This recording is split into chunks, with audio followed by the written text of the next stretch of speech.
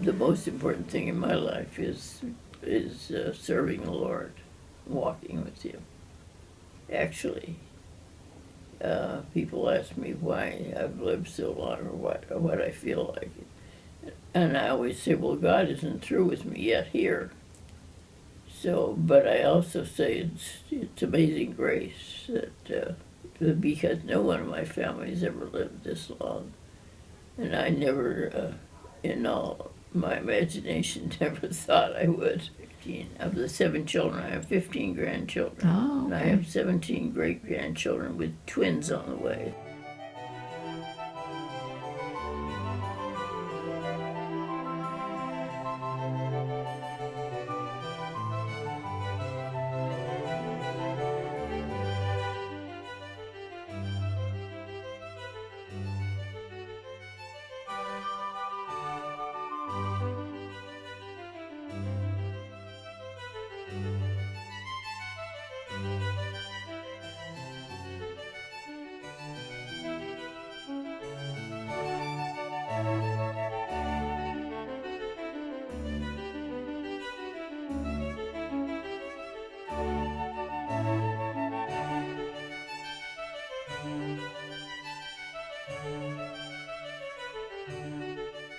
Well, I was born in Youngstown, Ohio. My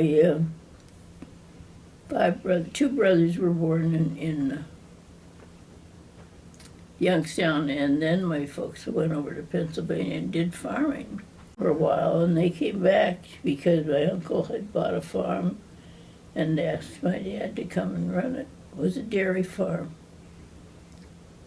So the 4 other brothers were born in Pennsylvania, and come August, I was born there. And then in 2.5 years, I had a sister. So I was always happy that I had a sister. She said, you know, you didn't really need me because the boys now had just one girl, they didn't need another one. I said, well, I was always happy that I had a sister after 5 boys. One of the second boy died at 3 months of pneumonia, so mother raised 5 boys. And that was an interesting life. But Dad only lived till I was 11. Oh. So, and my sister was 9, so Mom raised us, actually. The boys were, by that time, some of them working out and had gone out. But we lived in the suburbs, actually, of Youngstown, 5 miles out in Mahoning County in Boardman. Went to school there 12 years, all in one building. And then it was Depression, because I graduated in 1930. And I was trained, had commercial subjects, so I was going to be an office worker, but I think because I was little for my age, they didn't think I was even capable to be told.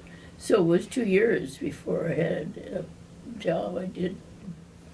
I went to work as a clerk in a store downtown, in a SH Press Company. We called it the 25 to $1 store rather than 5 and 10. And I was working there for almost 2 years. And I had a call to go to become the first secretary of the school from which I graduated in the office, which I took. But I only stayed 2 years because I didn't have work in the summer, and I thought I should have full-time work. And then I went in and worked in town. And I had an offer to work at the YMCA as a secretary to the general secretary. And I was there almost 5 years when I had a call to come be a secretary at North Park College, which is our denominational school in Chicago. So I did that too. My mother couldn't see why I was going. I just reread a letter she sent to me. She said I never figured out why, without any reason, you were going to go all the way off to Chicago. But anyway, I met my husband there when he came to seminary. So I think it was meant to be, right? So we, well, you know, I just fell in love with him, I guess. He told me before I realized that I had an interest in him, actually, that I was the one that he was going to marry. And I just said, well, I don't know about that. But it did happen that one evening said, well, I do love you. And so from then on, we decided that we would marry, but he had to go out on his internship to Kansas. So he was gone a year for that, and he decided to stay a second year.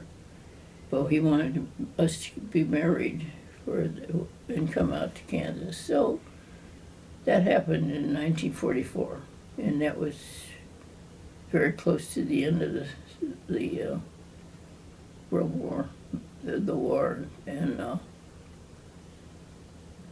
this was Osage City. It was interesting, fine people, and an interesting thing about it is that when he was planning to go on his internship, he was saying to the Lord, well, any place but Kansas. And wouldn't you know, that's where he ended up. And he said it was a good experience for him to be there. Those farmers were deep in the Word, and they challenged him. Yes. So, and usually he would have gone back for 2 years, but he had, before coming out to North Park, had gone to Canada to Bible school. So he had 3 years of Bible school, and they told him that he had the education to go on, and so we served another year and got our first baby while we were there, and he had accepted a job a position to go work for Young Life, which is an organization that works with high school children, and but he wanted to wait until the end of the year, to the end of the school year. And by that time, they had changed the job description, so he said he wasn't going. So when we left Kansas, they had already called another student. They came out, you know, and did an internship, and then we're going back. So we went home to his parental home in Denver, with our little one at 5 weeks. I flew, and then he drove back. And we were there for a couple months, I guess, when he candidated in Beloit, Wisconsin. And I went home to my home in Ohio with Priscilla till he went out and started on the 1st of October and on the 11th of November, because it was Armistice Day. I remember the date. Okay. And we came out on the train overnight. He came to Chicago to get us. And we were there for almost 5 years, and we had Rebecca and Ted and Sarah there. Sarah was 8 months old when we had a call to go to Seattle, all the way from Beloit. And I thought, that's 2,000 miles. Lord, why can't we just go part way and then go the other? It's so far to go. But nothing happened. But this is really the way we feel that the Lord led us. We individually prayed for 1 month, that if we had a call someplace else, we would realize that we were not to go to Seattle. So we prayed and we prayed and we prayed, each of us, and no calls. It was time for us to move, we realized. And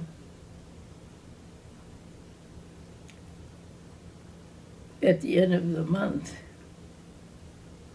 we accepted the call to Seattle. in a day or two, he had a call from Maine. Yeah, it was a telephone call, of course, and there was nothing done. I mean, we just said, well, we're already committed to go to Seattle. In the end, definitely was the Lord's leading that we should do that. And but when we got to that house, they bought a parsonage. You know, Seattle is very hilly, Mm-hmm. and here we had these 4 young children, and we were to live on this hill that did, you know, it was up a hill like this, and then it was a dead end, and I think there were 26 young children on that hill, although that little hill with, well, I don't know, maybe 6 houses. But when we walked up all those 21 steps to the front door, I said, let's go back. But it worked out all right. Nobody broke any bones or fell over. You know, he was straight down. I can't tell you if you're 15 or 20 feet to the ground from the front, from the little patio or a porch up there. And but nobody climbed out there. We did finally get a fence. There was a ravine in the back, and when we got another Timmy, and the ladies realized we were going to have problems with keeping him out of that ravine, they put up a fence. And we had Tim and Tom there. And we were born, and then we were called to Sacramento, California. And Terry was born there, the youngest. But we had a new parsonage down there. Sacramento was a very good experience for us. We really loved it.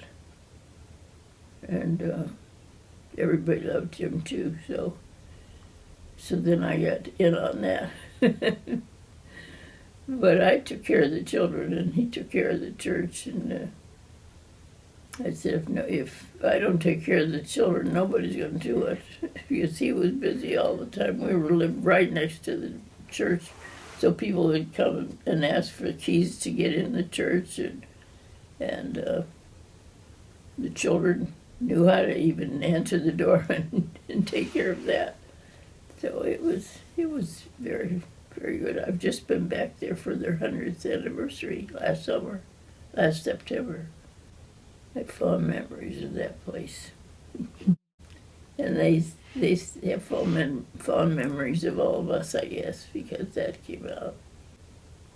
Well, we left there after 8.5 years. So Priscilla, who was 8 in the 3rd grade when we moved from Seattle, was now going into her senior year of high school. One family that had 5 boys or 6 offered to keep her for her last year. And my husband said, no way, we'll take our children with us. So we all went, and that it's really a story itself that we didn't, our car wasn't going to be one that we could travel 3,000 miles from Sacramento to Springfield, Massachusetts. So we sold it, and then we went by train partway, and then went to St. Paul, Minneapolis area where his sister lived, and had ordered a new station wagon from Ford Motor Company, so that we could drive the rest of the way. And we thought we'd be with his sister. We were 9 people with 21 suitcases getting off the train. It took several trips on the taxi to get from one place to the other when we had to change. But we made it. And we thought we were going to be there just 2 days with his sister, and then Ford Motor was on strike. We were there a whole week. But she was very, very kind and said, "That's all right. We'll just have a good time together." So we did, and they had three girls, and very much the same age as our girls, none as young as our youngest, but that was good for them to get acquainted with their cousins too, which they haven't done since. Well, we arrived we stopped in Youngstown. My husband preached on the Sunday. We stayed with, I guess the children were with several of them. Still had all the family in Youngstown. My five brothers, I know one was gone.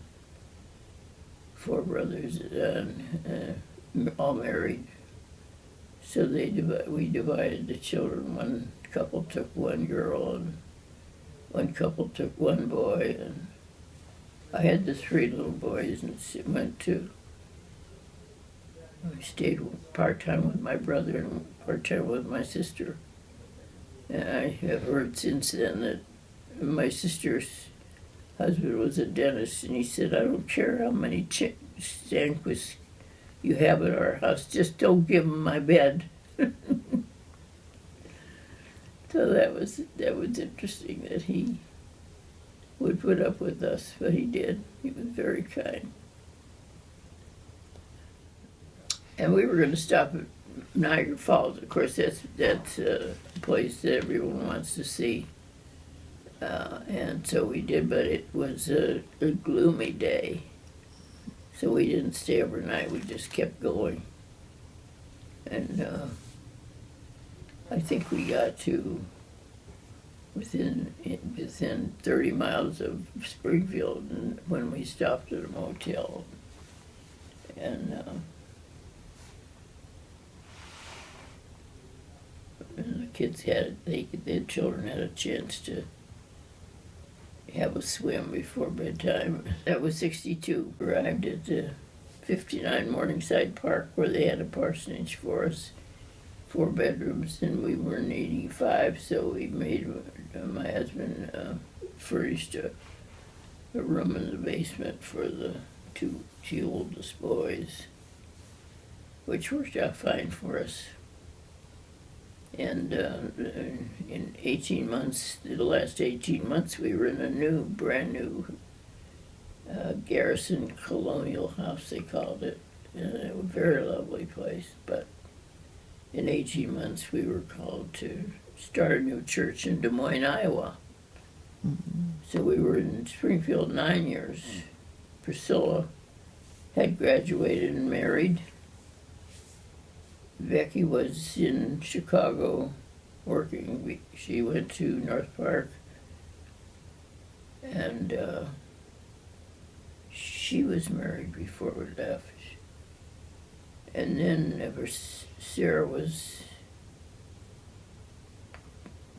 Ted was going to get married.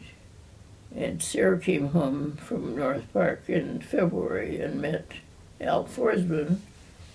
And he was a Massachusetts man.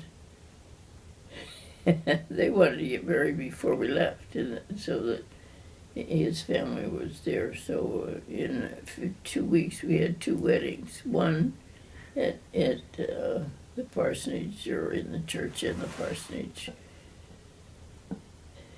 And then in 2 weeks we drove to Ohio, and Ted's fiance was just 40, 50 miles from Youngstown. So that's where we had another wedding before we went on to Des Moines. And of course, Des Moines, in starting a new church, there were 62, something like that, members of the First Covenant Church there that lived on the northwest, I believe, side of Des Moines. And they have been wanting for 20 years to have their own church instead of driving all that way. So that's what we were doing. We were housed in a large 4,000 grand, they called it, apartment building. And then Urbandale was the little area, and we called the church Urban Heights. That was something someone came up with and worked out. 4 years. Had to call it Pasadena. and we went, just 2 now. Jim had gotten married in California, but he went to Wheaton, and so did Ted go his second 2 years at Wheaton, and Terry went to Wheaton. He graduated in 75. Now, we started the church in 71. We left in 75. And he graduated from Wheaton in 76 and came down to go to Fuller Seminary and lived with us in Pasadena. Jim was married. He worked up in Breckenridge after he graduated with a partner. The 2 of them bought a store and worked with the young people in the area of Breckenridge. They said there were 30 bars and a couple of little tiny churches up there, and they needed some help. The young people did. So they had a good experience there. The man we worked with in Pasadena, my husband was what they called the executive pastor, because the man that was the pastor, senior pastor, wanted someone to assist him. And he resigned actually for us too. So after he left, it was a matter of what are we going to do. But we did get a call to go to Fresno, so we were there for 3 years too. And then we get a call to go back to Colorado. My husband was born and raised in Denver. I told you that as we stopped on our way. But so we were back there for 6 years, working in Arvada, which is 10 miles from downtown Denver, but it's all that area. And then the boys were up in the mountains, so it was a good connection to go up to see them too, and for them to come down to us. So we had 3 sons up there. When my husband had his 70th birthday, they had a surprise party for him after the evening service on his birthday, or maybe a day after, because it was Sunday night. And his sister and many cousins were able to come, which was very nice. It was really a surprise. And then Sarah said, well, since all the boys are coming, we'll have to see if the girls can come. So she came out on his birthday and said she came out to take him for lunch on his birthday. But she had made arrangements for the 2 girls to come later in the evening for it. And they didn't arrive till dessert time, actually. So they called his sister to see if she could pick up these 2 girls, because one of them was teaching and had to leave after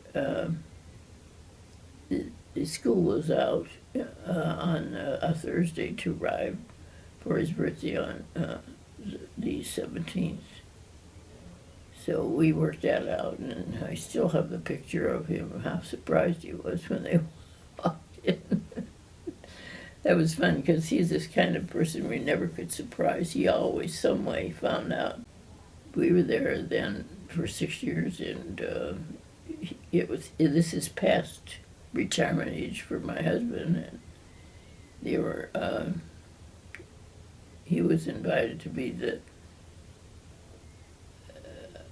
chaplain at our Covenant Village in it's on Mercer Island, across the lake from Seattle.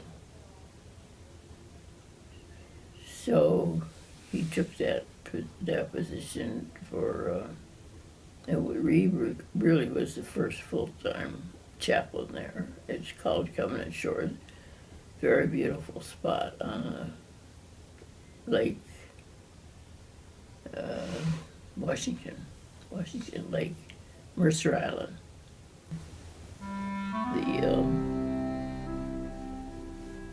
14th of June in 1990. He was walking with a resident counseling, and he had a stroke, a massive stroke actually, and he never opened his eyes or spoke again. And this was a Thursday, I believe. He called me at 1 o'clock during the day and said, well, I had been away. I'd gone to Youngstown for my high school reunion and came back on Monday or Tuesday. And he wasn't real well, but he was still working. And he called me on that Thursday and said, we'll go out for dinner tonight because we haven't had a chance to go. So I have a date to have a dinner with him, but he didn't make it, so we had a service for him. Some of the family could come. Priscilla was still working, and she worked until school was out, and then the others had been there during the service. Let's see, there was Tom and Priscilla and Becky that couldn't come. But you know, Terry was going to get married in 2 weeks in Denver, Colorado Springs, or Boulder actually. And so we all had tickets to go to Denver. And I always thought I would bury him out there with his folks. We had never discussed this, but it just felt like that's what I wanted to do. So he was cremated, and my daughter carried the ashes to the wedding. So on Thursday before the wedding, we had service in the church, because it had only been 3 years since we had been there, so it was full church. And we had a committal that morning, and then at the cemetery, and right over his folks. His sister was buried there too. And then we had the wedding on Saturday, or the dinner for the rehearsal dinner on Friday, and then the wedding on Saturday, and lots of relatives could come. And we went up to Breckenridge and stayed for, I can't quite remember how many, and I went home to Seattle to start deciding what I was going to do. Sarah was working here at the Homestead, as she was administrator in healthcare service. And she said, well, we have room here. I had thought about other places where there was a waiting list, because we have several around the country. And I said, I don't want to live in Chicago after living on the West Coast, all those places. But overnight I said, it'll be fine. I'll come to Chicago. I'll come to Batavia. And so she did all the arranging of, she said, if I was single, I would live in a studio apartment. And I said, well, if it's good enough for you, it's good enough for me. So she chose the one in a D building that's now torn down to make room for a town center. And I lived there 16 years and then moved over here.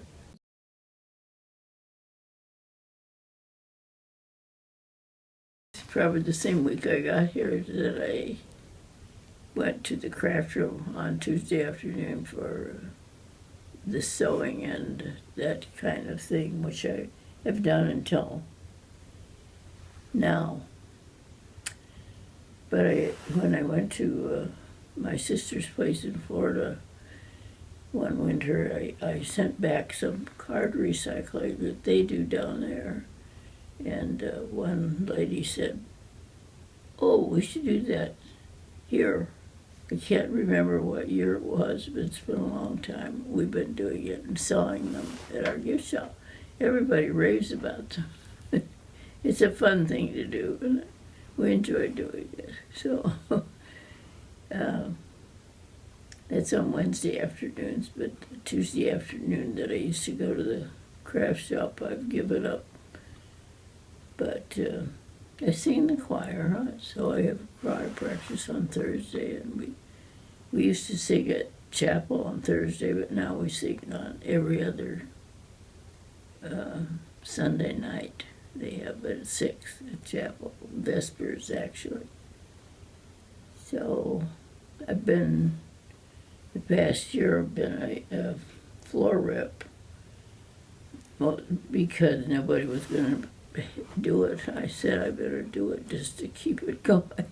Now we have just elected someone, so I won't be tied down with that. But we sew for the bazaar, so I made jackets up of bedspreads and jackets of leftover fabric that people have had from, and give it crazy quilt kind of thing. And well, I made crazy quilt too up for my daughter on her 40th birthday. There's a clipping in there about my work and my jackets that I took to the fair in Youngstown, because that's news. But I usually took something out from the time I was 89. It's when my niece out there was a part of the 4-H club, and they have a new 4-H building, and so she wanted to be sure that they got enough exhibits to make it worthwhile, and so she had all her relatives sending things, I being one of them. So that's when I started going back. I didn't go, and it's over Labor Day weekend always. So I went about 11 years in a row, I guess, but last.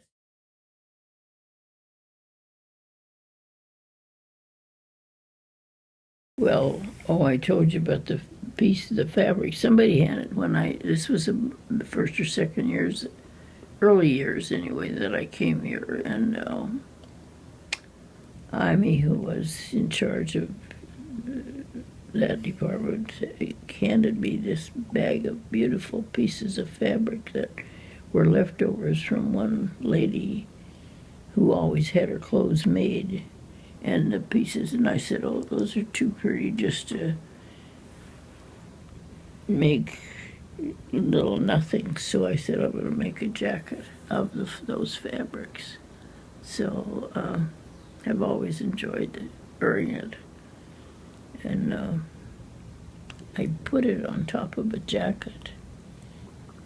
Used that as a base, took it all apart, and made the front and the back and the sleeves all separate, and then put it back together. And it worked out fine. It was a poplin, sort of a heavy, coarse jacket without lining. Of course, I put the lining in it.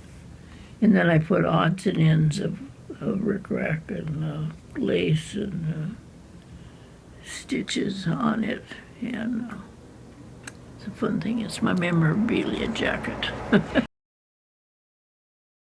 Well, the pins there's one from the Parent Teachers Association in Sacramento. I was given a pin there, and several of them are Covenant Women's pins. They made new ones They were given for service as a pastor's wife. It wasn't any problem to figure out the things I did, so I was given several of those. I can't even remember. I had one little crocheted star made by a missionary in Africa. Sent me one Christmas, and there's a monogram on it was on a scarf that one lady here gave me, and this silk scarf was wearing out anyway, so I took the monogram and put it on. So it has a lot.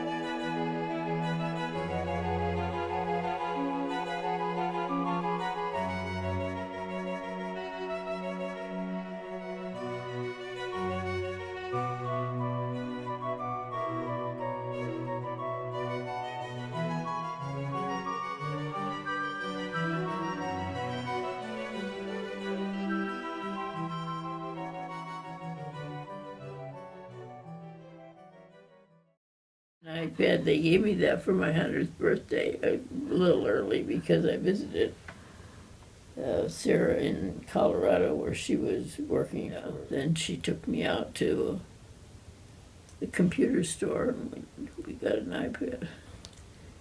I had something ahead of it, I don't even remember what we called it, but didn't have a keyboard. Now, the new keyboard that I have on it, my son sent for Christmas, they just called it a cover for the iPad, which is very nice because I've been a secretary, so typing is one of the things I like. So it's much better than just doing finger typing. And now they are talking about having a computer club. So instead of Renee meeting with people to help with problems they have, everybody each can help the other rather than having staff that doesn't help. That's Tuesday afternoon now. Now that I'm not sewing, I have that afternoon, so I may get into that because there's always things I need to have done. And learn, I should say. My power chair is simple, and it's been wonderful to get me around to places because after I had my hip surgery, I have had to have some help because the muscles in that left leg never returned and the nerves, so this is really a help.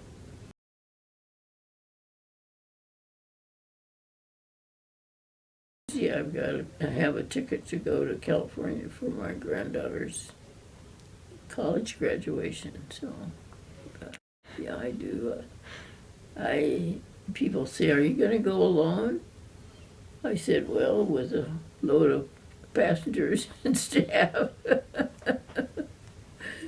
But they keep you busy. There's a lot more things going on here than I can ever keep up with. So I just do what I can do and what I feel like doing.